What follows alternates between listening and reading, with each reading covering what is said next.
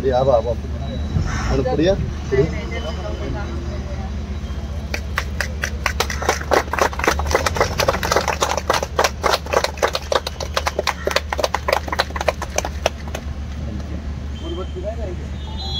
गाड्याला उदबत्ती सर्वांची लाडकी आदरणीय साहेब आपण देखील उपस्थित आपल्या देखील मनापासून स्वागत हार्दिक अभिनंदन। आपल्या राजगुरू नगर आगारामध्ये आपण नवीन बस आपल्या आगाराला 15 नवीन बस आलेल्या आहेत। त्या निमित्ताने आपले खेड तालुक्याचे आमदार श्री बाबाजी काळे यांचं मी प्रथमतः अभिनंदन करते आणि आभार व्यक्त करते।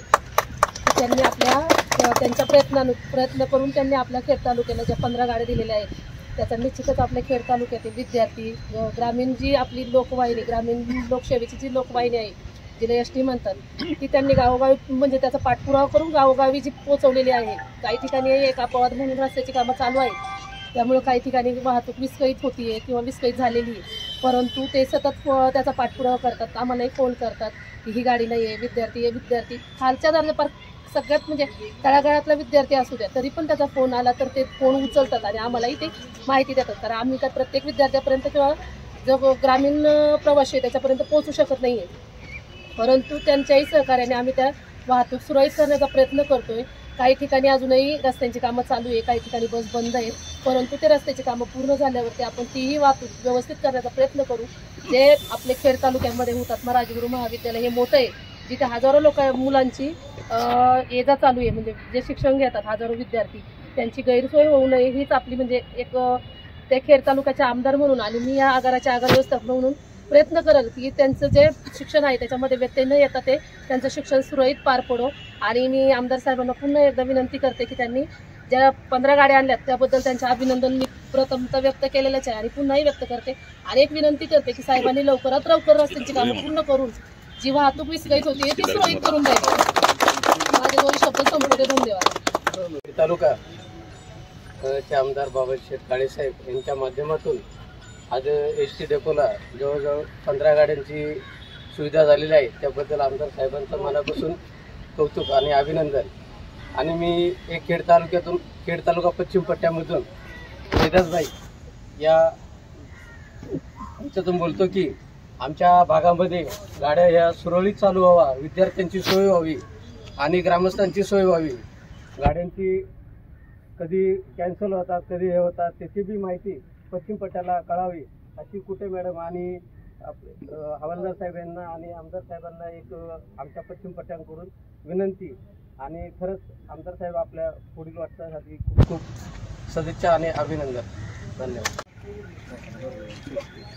आज आपल्या खेड तालुक्यासाठी एक आनंदाची गोष्ट अशी की एसटी महामंडळाच्या माध्यमातून आपल्या खेड आगाराला जवळजवळ 15 नवीन एसटी बस या ठिकाणी मिळालेल्या आहेत। गेले अनेक वर्षापासून या तालुक्यामध्ये नवीन बसची मागणी होत होती आणि त्या माध्यमातून अनेक विद्यार्थी असतील, ग्रामीण भागातील शेतकरी असतील, मुंबईला जाणारी मंडळी असतील, यांना सोयीची गोष्ट म्हणजे आपली लालपरी आणि त्या लालपरीच्या माध्यमातून खऱ्या अर्थाने या 15 बस आल्यामुळं आपल्या तालुक्यामध्ये पहिल्या गाड्या आणि आत्ताच्या गाड्या याचं नियोजन आगार व्यवस्थापिका सौभाग्यवती कुठे टाकळकर मॅडम आणि त्यांचा सर्व सहकारी स्टाफ या ठिकाणी नक्की करेल।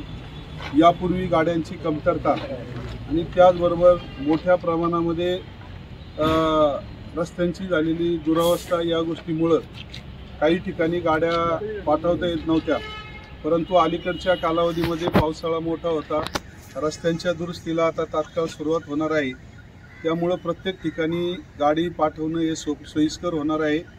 मला सर्व आगार व्यवस्थापक आणि सर्व ड्रायव्हर कंडक्टर आणि या ठिकाणी आपल्या सर्व सेवक यांना विनंती करायची की आपल्या जीवावर या तालुक्यातील सर्व वाहतूक व्यवस्था या ठिकाणी जबाबदारीची आहे, त्यामुळे आपण सर्वांनी सहकार्य करून भविष्य काळात आपल्या तालुक्यातील विद्यार्थ्यांना, आदिवासी भागातील लोक असतील आणि संपूर्ण खेड तालुक्याच्या कानाकोपऱ्यातील लोकांना या ठिकाणी एसटीची चांगली सोय व्हावी आणि वारकरी संप्रदायाच्या माध्यमातून सुद्धा लोकांना महिन्याला वारीला किंवा इतर गाड्या आपण देत आहात.